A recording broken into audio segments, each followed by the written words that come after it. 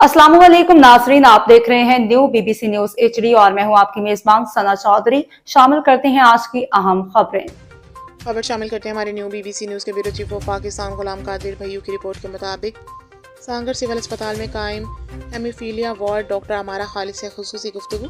सांगर civil अस्पताल में haemophilia के मरीजों के लिए कायम खसूसी वार्ड इलाके के दर्जनों मरीजों के लिए उम्मीद की नई किरण बन चुका है।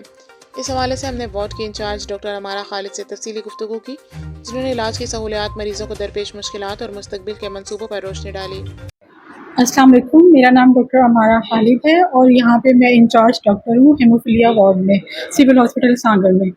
असल में हेमोफीलिया बीमारी ऐसी है जिसमें हमारे जिस्म में कुदरती तौर पे खून जमाने वाले अज्जा बनते हैं, लेकिन हेमोफीलिया के मरीज़ों में ये अज्जा कुदरती तौर पे नहीं बनते हैं, जिनकी वजह से उन्हें जो है वो कट लगता है या कोई चोट लगती है या ऑपरेशन के दौरान खून बहता है और वो खून जमता नहीं है, बहता रहता है।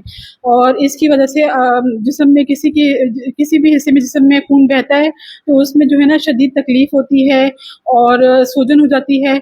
और जो है और इसका जो इलाज है वो इंतहाई कॉस्टली है, महंगा इलाज है।